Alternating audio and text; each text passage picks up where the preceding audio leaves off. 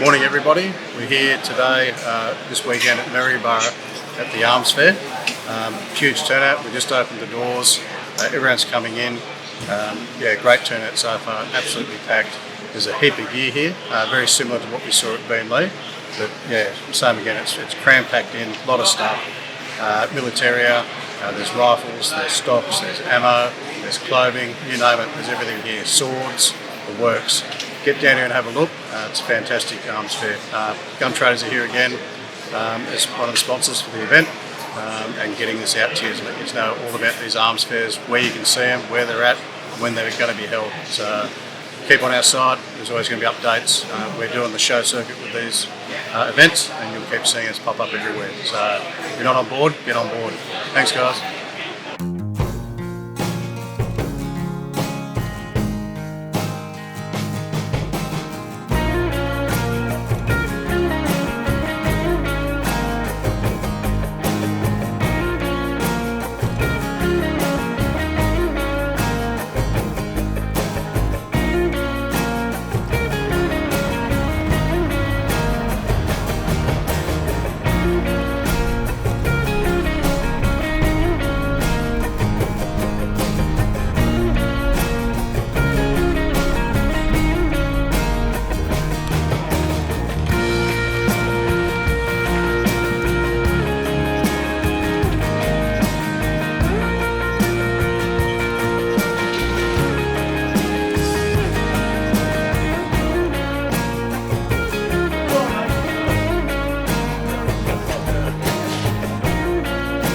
I'm going to get up on the roof now and get the dashi out.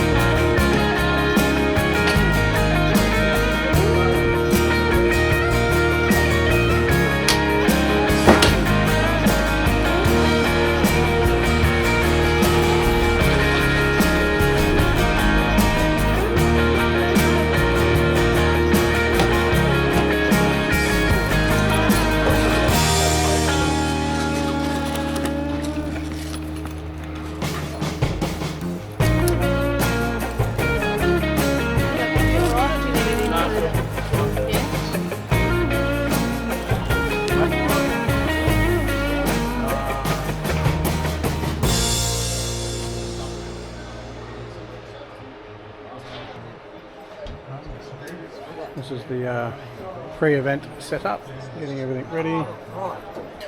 There's a fair bit that's done for these shows.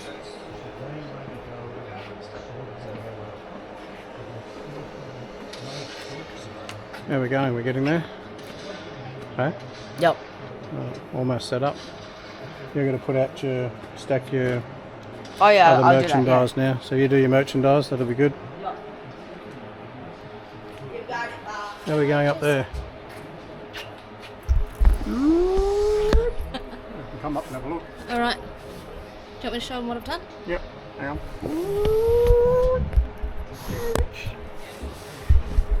Alright, so we're just setting up. What do we use the whole thing for too? We have it at shows, but what do we normally do with this setup? What do we build it for? Oh. So half a job down there has just told me that he hasn't actually told you what we're doing. Good job, half a job. So this is our camping our hunting trailer for when we go out hunting. So make us nice and comfortable. But what we're doing for the show here is I've just come inside and I'm just opening it all up so that everyone can see from down the bottom how cool it is up in here and what an awesome setup the Dachi 2200 base camp is. Alright, I'll hand you back to... Oh, look. My trusty assistant has gone somewhere. What are you doing, buddy? Finish my tower of coolers. I'm gonna knock it over. That is a Alright, so Ethan and I, we're going to go and have a bit of a wander around, and we'll show you what bump-in looks like at one of these arms fairs. Let's go for a walk, buddy. Kind of busy. No. Yeah, come on. What do you want to do, mate?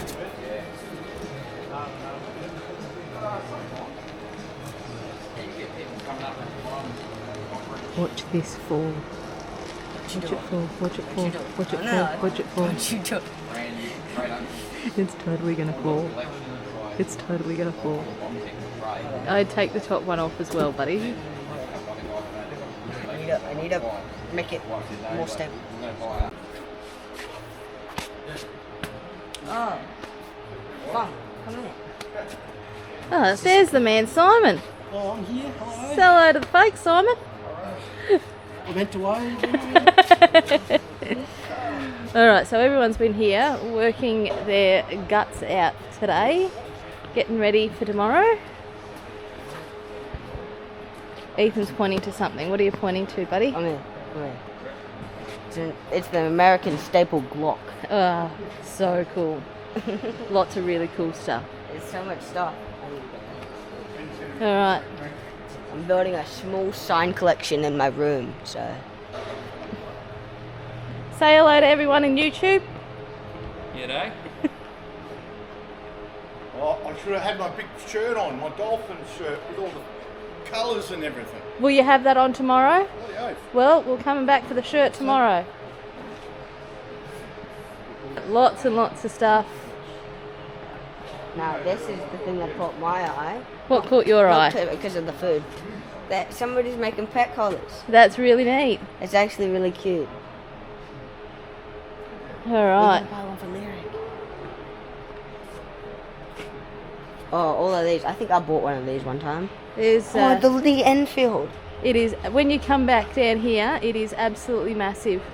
You got old gun bags, I guess. Oh, like you got slings for your mags. Big rocket. That was in the last show that we went to. Was it? Yep, the big rocket. Get a look at the middle area. You can see some of their stuff. Then you got Puppy. Hey, Puppy. Alright. I got back to our store. So this is us all set up. Don't mind me, I'm not doing anything. Now the construction department are going to continue with their build. I got an official building permit.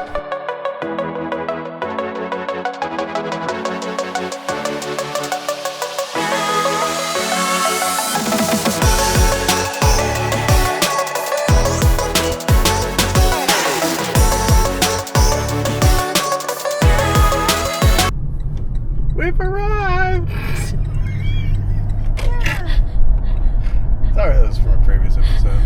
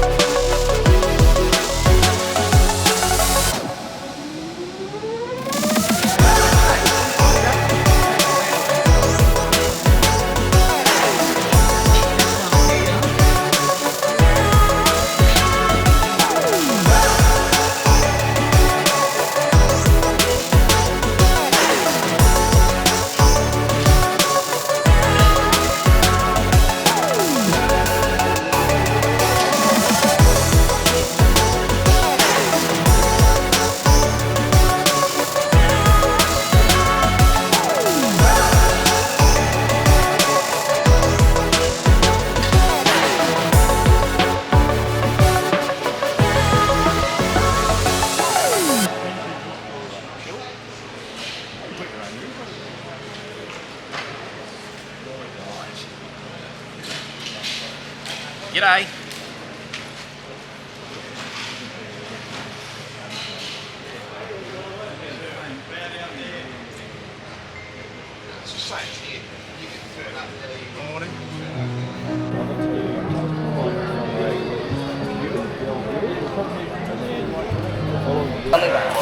You know how many horses went over? No. We sent, depending on what book you read, we sent 160,000 horses to World War I from Australia. Do you know how many came back? One. Only one. And that was because our quarantine laws back then were as strict as they are now. So at the end of the war we didn't have any money, we were broke, and they couldn't afford to pay the quarantine for all those horses to stay there in order to come back, as well as pay people to stay there and look after the horses. So the horses were categorised A, B, C, D and E. Category A went to England for their soldiers, Category B went to India for their remounts, Category C were to stay in the local land where they were, which was anywhere from what's now Israel, Palestine back then, all the way down to Egypt. Wow. And a lot of them were in Egypt, ready to go on the boats back to home. Classified D were in such poor condition that they had to be put down anyway. And you hear a lot of stories about the light horsemen who shot their horse.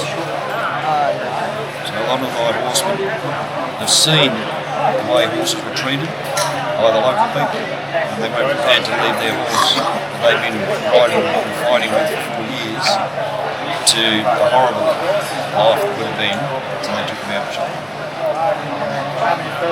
The only reason one came home is because he was Sandy. He was General Bridges' horse. General Bridges was mortally wounded on Gallipoli, and as he was being carried out, he gave 12 orders, and one of those orders was that Sandy, his favourite horse, must return home. Now, the captain that received that order followed that order through. In 1916 he was promoted, he went to the Western Front, took Sandy with him, kept looking after him. In 1917 they were both gassed. That was the end of their war. He stayed behind to look after Sandy, he became part of intelligence. At the end of the war, because he was a Gallipoli veteran, he was told to go home. He said, no, I've got to follow this one order through, so he stayed through into March, and they finally got on a boat back to Australia. He got taken off the boat in Perth, or in Albany, because he was poor condition. He stayed there for a month, got back on the ship. He was supposed to go to Sydney to go to Canberra, that was where he was supposed to go. When they got to Melbourne, the vets ordered him off the ship again, and he never regained condition enough to go any further, and 3 years later he was put down. Almost made back though. Yeah, he's been 3 years in Maryborough, and they're still looking for his body today. His head is at the War Memorial, and you can go and see it if you want to. Just go and see, if you ever go there, when you go there, just ask to see Sandy, and they'll take you down to where he is, because the light has damaged his head, so he's kept in the dark, but they'll put lights on where you can see him.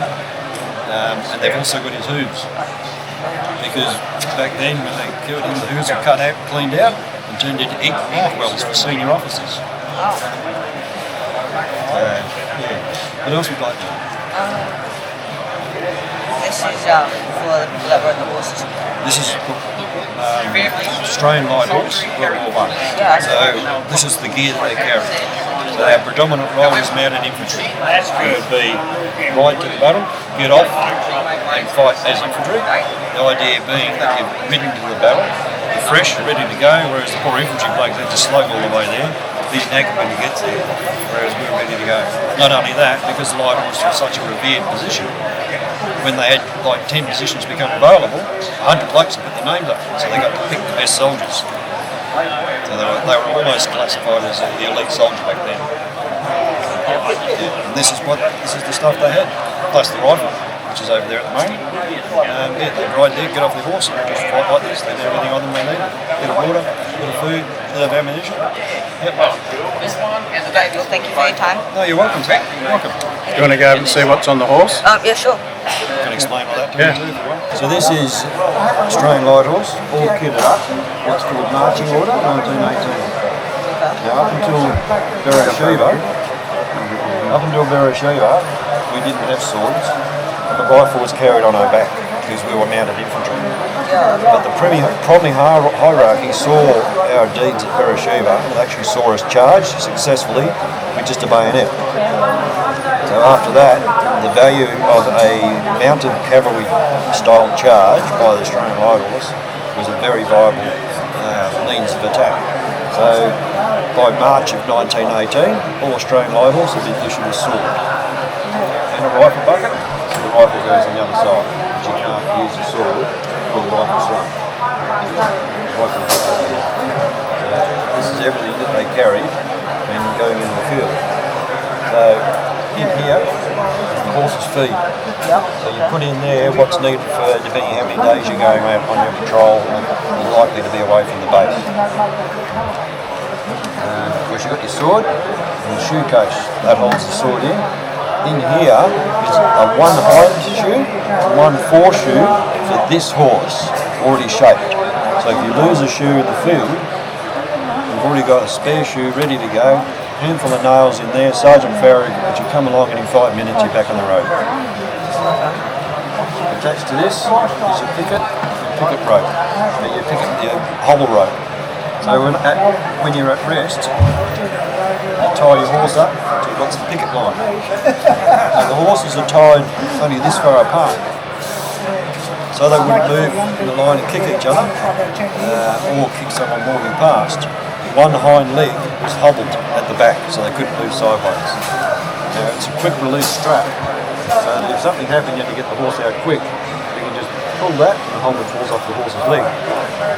Say for if, like a German Tau plane was coming to bomb them. As soon as the word Tau went up, the light horse would rush out, and just grab the horse, usually grab 2 or 3 next to them, and they'd run off into the desert. And they learned very quickly if they could run off into the desert, it stood perfectly still, the German Tau couldn't see them. And they were amazed, but that was just a fact, they could not see them. They would fly straight over the top of them, and they wouldn't see 3 or 4 horses and a bloke standing in the middle of the desert. And they did that regularly, and that saved a lot of them. In order to set up the picket line as well, you have this. It's called a toggle rope.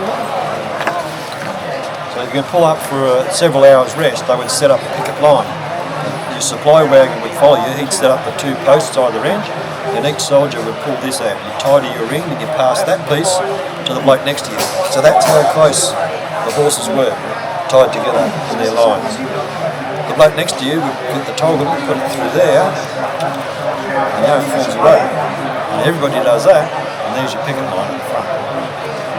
And again, could quickly easily be dropped in order to move off if you have to.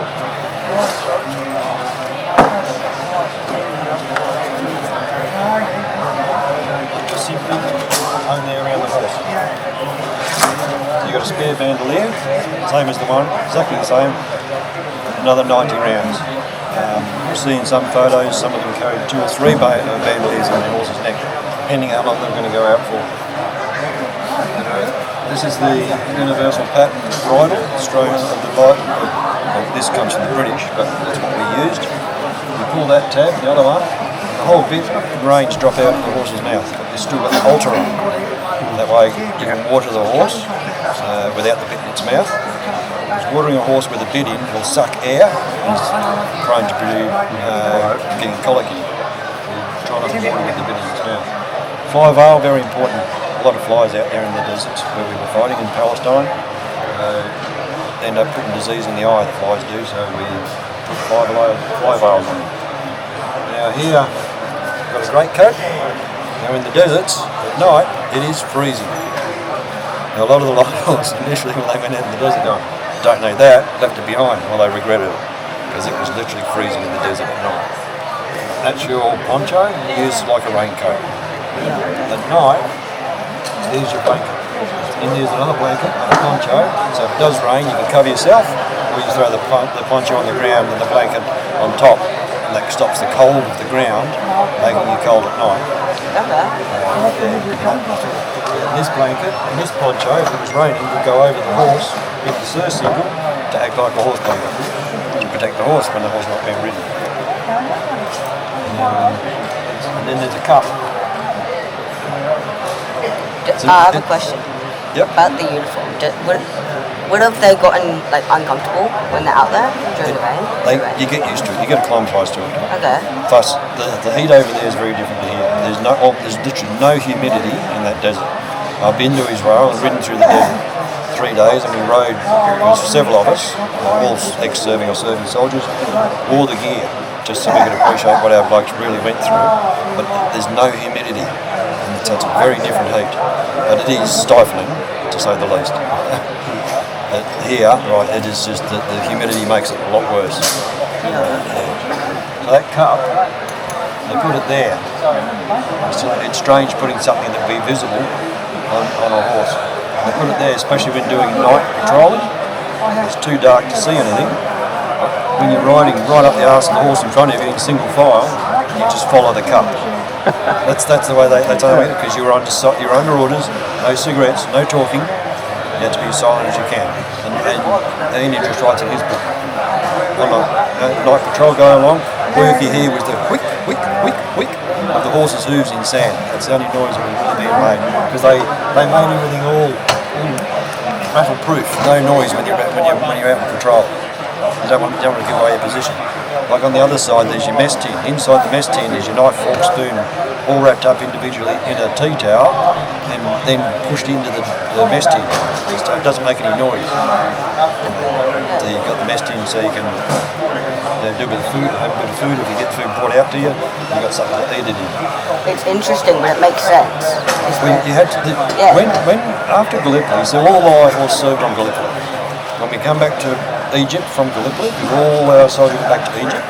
Infantry very quickly went to the Western Front. All the light horse, by the 4th, 8th Squadron, the 4th Light Horse, and the 13th, who did go to the Western Front, the rest of them stayed behind to protect the Suez Canal initially, and then of course we took part in the whole Palestinian campaign right up to Damascus. When we got there, General Cheval was put in charge of all mounted, as in conjunction with General Chater, who was the New Zealand mounted general. So they were in charge of all the mounted Palestine campaign, including the British. So there were 2 British yeomanry regiments, also under Cheval. Now, Cheval was adamant, being a historian, and being a bushman, and being an excellent horseman, that he would make the Australian light horse the best soldiers in the desert. So when we got off the boats in Alexandria, we didn't go to camp and sit in tents and things like that. On the horse, all the gear on, and go and live in the desert. Didn't have tents, didn't have hot food, anything like that. You slept on everything, you lived on everything you had on your horse. Food would be bought out, resupplies and things like that, but most of the time, we're eating bully beef and biscuits. Bully beef and biscuits, have you ever heard of it? In today's comparison, the beef is probably tantamount to being horrible. But when it's all you can eat, yeah. But the biscuits were so hard that quite literally the dental people that were sent out to the army were non-stop fixing teeth because the biscuits would break the teeth. That's how hard they were. They would boil the biscuits and try and make them a bit more edible.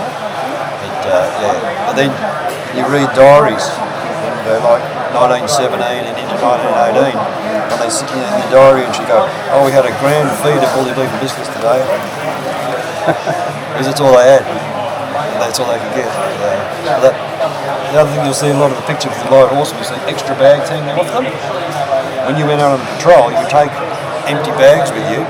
If you found, likes of dates or peaches or apples or oranges and things like that, you would stuff your bags full and bring it back for your mates. So your mates had some food. That was something that they did. So when you see the pictures, you can see multiple bags hanging off them. That's what it was for. Yeah, looking after their mates. You were expected to look after your mates, as you did. Yeah. And dates were, in all the oases there was always date palms growing, so they'd be grand feeds of dates. Probably spent the next 2 days on the toilet, but anyway. So, if we can move to the other side, can't move the horse. It's a bit hard to do there behind the thing. Just trying to think what's there. So on the other side is a canvas water bucket.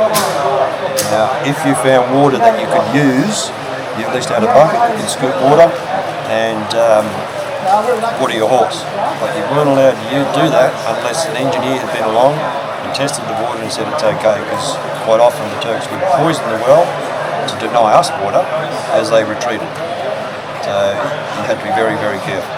If it had just rained, there'd be puddles around, and sure enough, water. You water your horses. On the other side also is a nose bag. So you pour your day's ration of food for your horse, it goes on there, and that way no other horse can steal his food. He just puts his nose bag down, gets the food, lifts up, chews it. No different to the nose bag some of us still use today.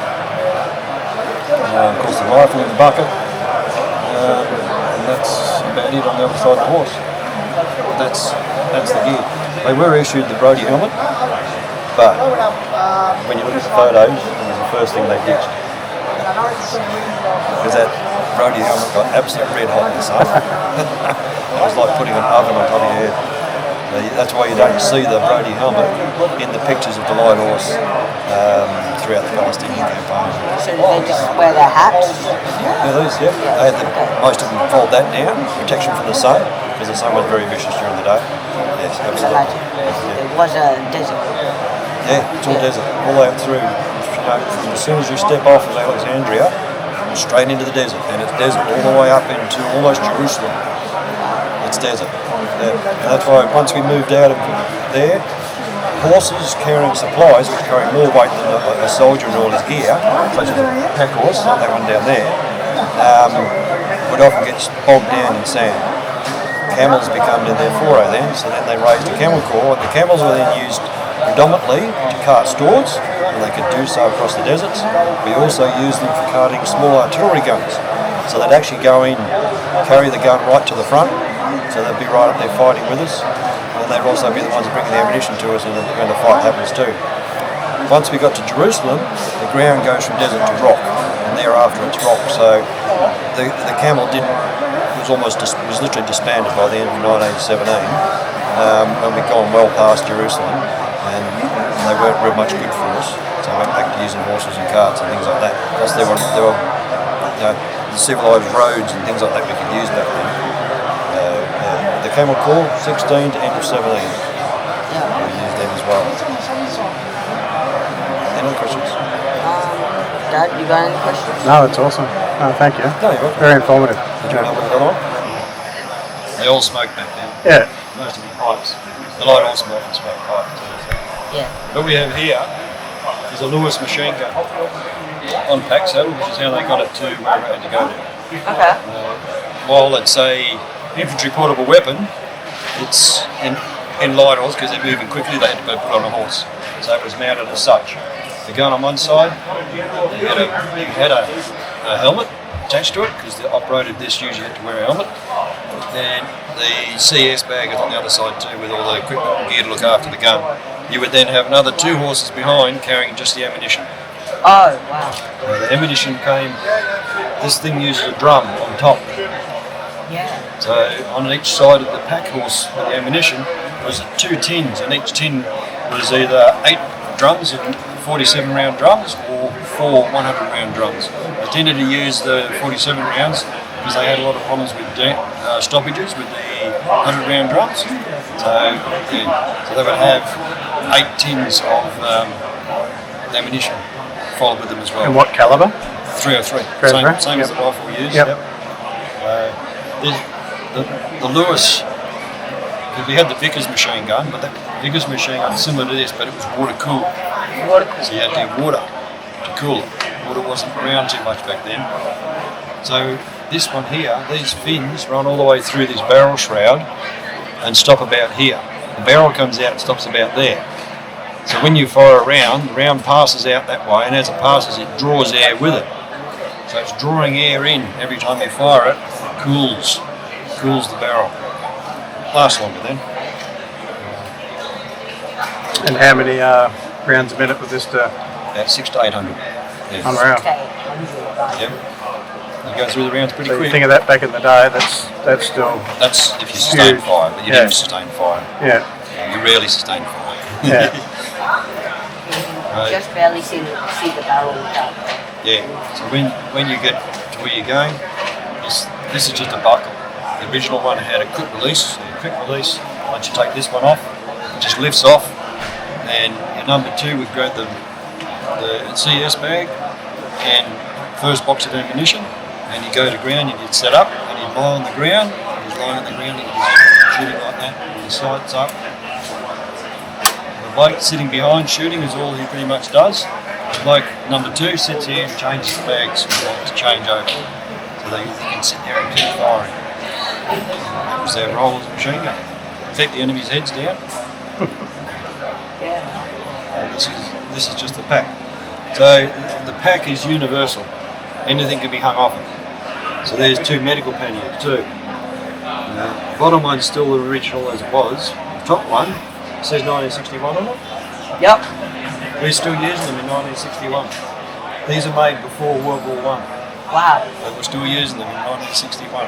It's just repainted and rebadged for 1961. But it's good stuff. Get the ones. So is this like, this is your weapon? Yeah. Maybe a lot of money is like really rare. Yeah. They're around, but not too many of them. Yeah. I think it's original, but it's 1941. There's no difference.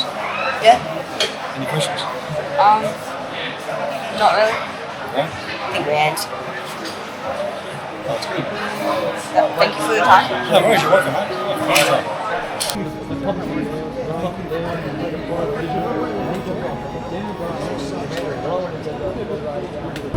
Here with Ash at the Arms Fair.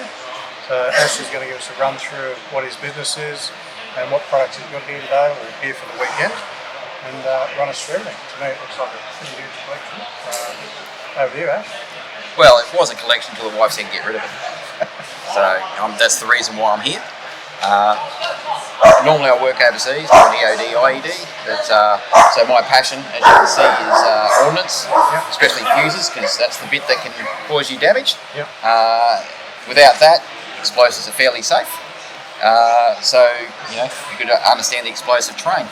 But I've been collecting even before I joined the army. I did 28 years in the army, and collected continuously throughout that time. Done a few deployments, and then since I've been out, I've been contracting, and again still collecting. But you know, What was the main gig in the army? I started off as a mechanic, went into administration, instruction, and then I became an ammo tech, EOD tech. Yeah. And that's what got me overseas, Yeah. doing counter IED, EOD, IED, and training and mentoring troops to combat terrorist stuff. Awesome. Yeah, it was good fun. I miss it. I want to get back. Yeah. Yeah.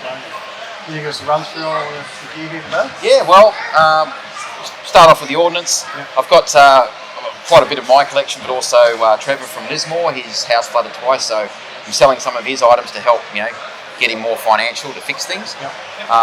And what I've done is I've put a whole bunch of fuses on stands to give for a man cave or whatever you like to do, and people can see that they're inert, people can see what they are, bit of history. Yeah. Same with the 4.2 inch mortar that I've got here. I've got the World War I and World War II German grenades. I've got spigot mortars. I've got a training Russian RKG-3. Then I go through, I've got 40-60 rounds. I've got a whole bunch of grenades from World War I, World War II, and later. That's all the fun stuff. Yeah. Moving this way, I've always been into knives and swords and martial arts and things. So I had a good collection of swords, and the wife, as I said, said get rid of it all. So that's what got me into coming to the fairs and start to sell. Yep. And unfortunately, I occasionally get onto an auction and I might buy some more stuff, which then gets me in trouble. So I've got to come and sell it here. Excellent. Yes. That's what you want to say. Yeah, so I've got quite a few all antique swords, and then I've got old toys. People seem to love the old toys, the old dinkies from the 1950s onwards, plus the John Deeres. The new stuff I've got, some Star Wars that I was collecting, and the wife said get rid of it, so now it's here. But yeah, I've got quite a few things. I sell flags and badges, as you can see on the far side. I've got lots of uniforms, and as you can see up there, I've got the just out of service, the Finnish Air Force flag, which had the swastika on it. However, swastika being illegal, apparently, it's That's actually, the Finns had it before the Germans, and they've only just gone out of service 2 years ago. But the swastika's been around for thousands of years. It's appropriated by the Germans, but everyone's been using it now. The knee-jerk reaction, it's now a hate symbol. There's lots of other hate symbols. I'm wondering if we're going to get rid of the letter Z out of our alphabet because the Russians are using it in Ukraine against the Ukrainians. So do we get rid of the letter Z as well? Can you talk us through that one though? Because that is not illegal. Yeah. Because that is a Finnish flag. Yes. So it's not a Nazi flag. No. Just so the viewers understand the difference, because I think that's important. Yes. Otherwise, people just put a label on things. Yep. And then all of a sudden, oh, that's banned or that's a banned symbol. Yeah. So there is banned symbols. But that particular flag there is not. So that's legitimate. And that can still be traded, it can still be shown. Yeah. So with the German swastika, that was introduced in I think 1932, somewhere around there. Yep. My history isn't that great on it, but the Finns adopted it well before that. But the swastika has been around for thousands of years. It's been used by the Romans on their shields. It's been used by Buddhists throughout time. It's been used by American Indians. It's been found all around the world by all ancient tribes have used a similar symbol as peace and good luck. And the Germans, obviously, people don't like the Nazis. However, if we start to block history, and there's so many legitimate collectors out there that have so much German material. There's two Jewish men that are the biggest collectors of Nazi memorabilia throughout in the world. So, yes, it was a bad thing. I don't support what they did, but we won the war. They're war trophies, and it's for preserving history. 100%. I think it's critical and very important that generations to come are taught that history and understand the history. It's a very small minority that do the stupid salute or the draw swastikas and regard them as neo-Nazis that make it bad for everybody else, but that is only a small minority. Yeah. And you've got to remember that. They take it out of context, they use it stupidly. People who buy authentic German memorabilia aren't going to go out and wear it on the street and act like complete tossers. They're going to use it in their collection to preserve history. And I've still got a heap of bits and pieces which I can't travel with, I can't display, I can't do anything. But it's all historical memorabilia.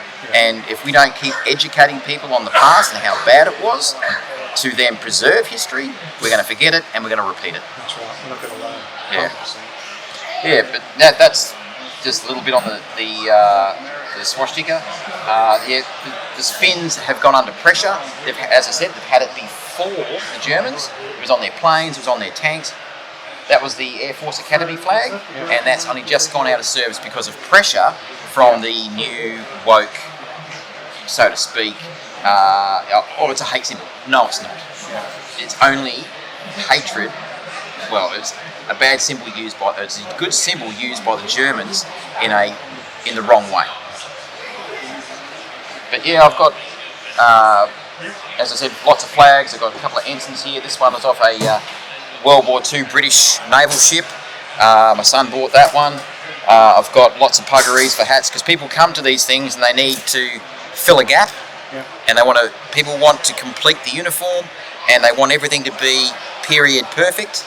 So I've got World War II, 1950s, 1960s, 1970s, 1980s, and current puggarees to help people make sure that their family uniforms are up to speed. Yep. This here is a breathing apparatus. My son got a couple of these that the Navy were using. Okay. It normally comes with an oxygen bottle, but he wasn't able to get those. Yeah. And so he's got a couple of those, and people want to put them on mannequins to when they're doing fighting fires and things like that. To do up a complete mannequin, to have it as a remembrance of what they've done, or their grandfather or father or whatever has done. Yeah. Never have thought of that. Yeah. And the rest is just stuff I've been collecting. I used to make hat boards for my soldiers so they can keep their slouch hats nice and strong.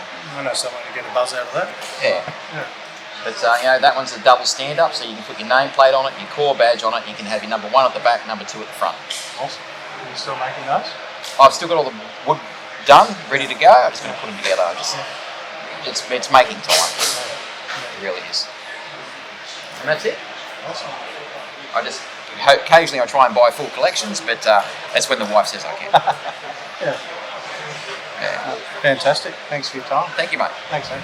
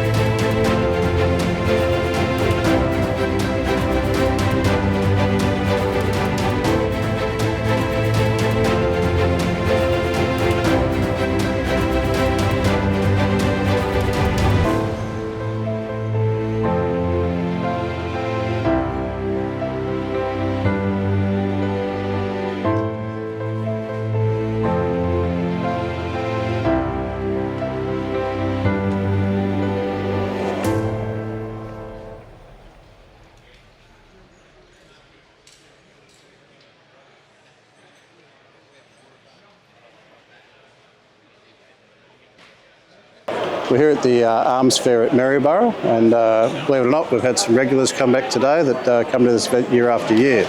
So I'll get them to introduce themselves. I'm Karen Phipps and this is my husband Pat.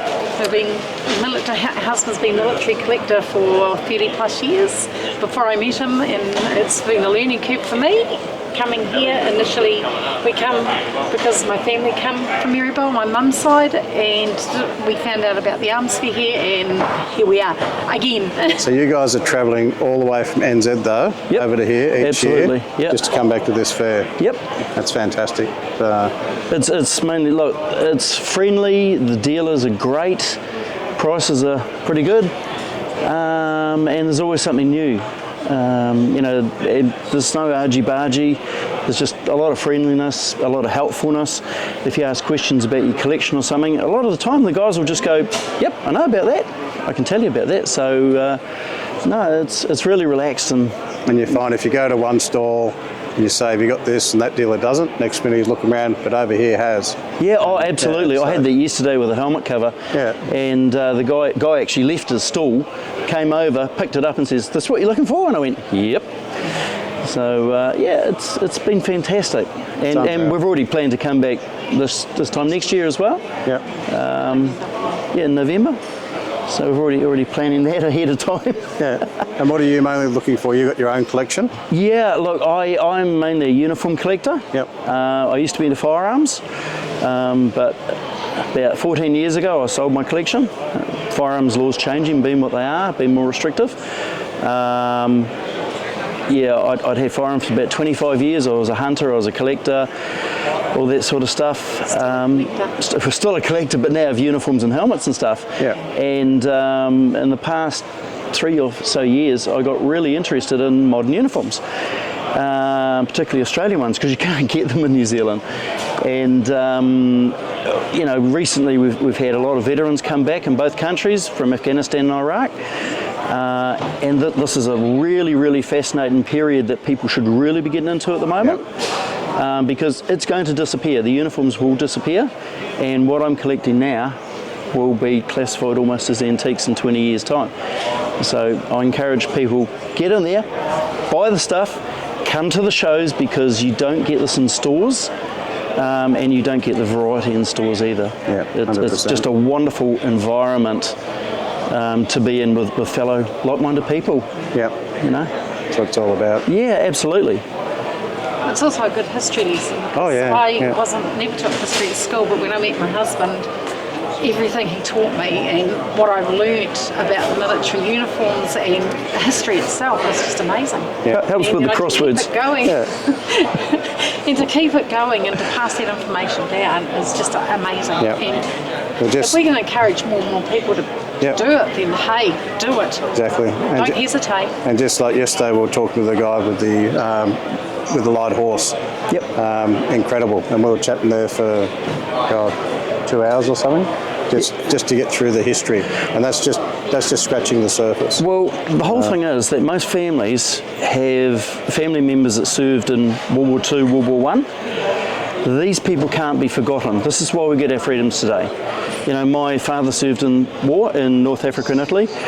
My grandfather served in the First World War. My 2 great uncles served in the First World War. One of them was an Anzac veteran. Yeah. You know, so true blue guy. Yeah. Unfortunately, he died 3 months before the end of the war. But saying that, you know, I've got their photos on the wall, I've got their medals on the wall and everything, and every day I say thank you very much. Yeah, that's good. 100%. It really is.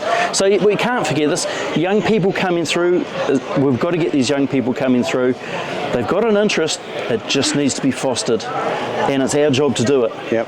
The older people with the knowledge, with the collections, and the other thing is when we die, of course, we want to sell them on to somebody as well. Yeah. I think it's critical that we're going to start promoting everything, the clubs, the sport, what it represents, and then also coming out to these, and what you see here on these events is families. Yeah. Families walking through the door, and it'll be mum and dad, 3 or 4 kids, and the kids haven't seen this stuff before. Yeah, look, they're blown away with it. Just grumpy old men here. That's right. Although we are here. Yeah. No, it is, as you said, it's truly about families. And the kids want to know about these things. You know, they will go on school trips to these museums and they'll see things behind glass. They can come here and they can touch and feel. Kids are very tactile. Yeah. You know, I've done other things because I'm a beekeeper as well. Yeah. And kids love to pick up the suit and have a look through a hive box and all this sort of thing. And it's the same here. If they can pick up even a hat, they will remember that as they get on to teenagers and everything, and they'll go, I remember I went to a fair and you should have seen the medals I remember they had. Can't get those anymore. That's right. And it's the knowledge from all the people running these events and everyone behind those counters. They actually know their product. They do. So they're not just sitting there and just logging something off. They'll tell you the history behind it. You know, and especially Ash over here, like we've had an interview with him yesterday. he knows his stuff. Like he can tell you every bit of piece of equipment he's got there, where he got it, where it's from, what it's used for, what its history is. Yeah, but he's not going to be there forever. No. It's important to pass the information on. And I remember when I was a young fella starting to collect, the old people who aren't around anymore, what I learned from them, now I can pass on to other people as well. And that's just the fantastic intergenerational thing. That's got to be kept going, no matter what you do. It's that link that can't be broken. And that's what it's all about. Yep. Oh, so hopefully you're going to get, when you go back to NZ, you're going to be promoting it bigger and better for next year? Oh, look, every time I go back, I belong to a military club in Wellington, and I write articles for our newsletter. So take some photos, write a big article, go around to the guys and say, if you want it, it's over there, just go over to Australia. Particularly, you've got Japanese swords and stuff like that. We've got a lot of Japanese sword collectors and stuff, and everything else. And people say, oh, we can't get them in this country. And I say, don't cry to me. Go to Australia, they're at the shows. I think this is the first time that Ian Skennerton hasn't actually been here. Right. But I was hoping to talk to him as well because I got a lot of his books. Yet again, he's a fantastic Australian author. If you've got Lee Enfields, Commonwealth bayonets, things like that, he is like the ultimate guru for this sort of thing. So yet again, I encourage people, if you're collecting things like Lee Enfields or the bayonets, come over here, they got the books. And potentially Ian might be here next time, you just never know.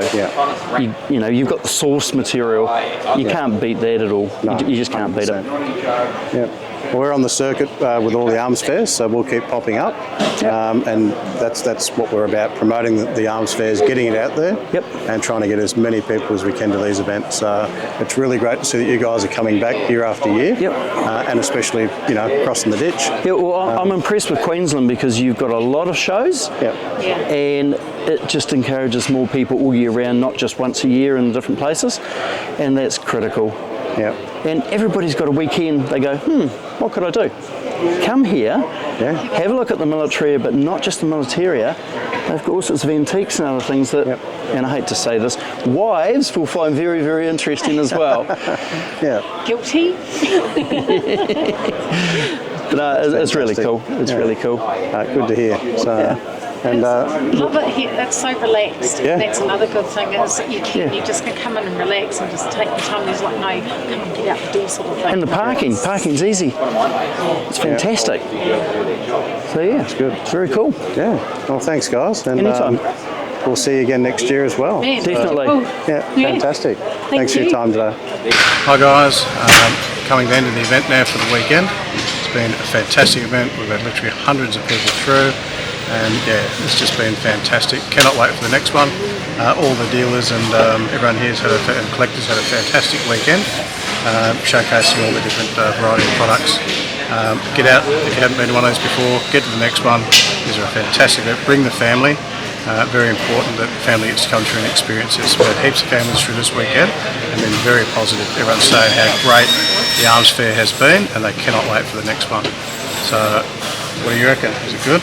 Yeah, pretty good. Pretty good event. Alright. What are you going to do? You going to pick up some of this gear or what? One way, don't it? Remember to like and subscribe. Bye.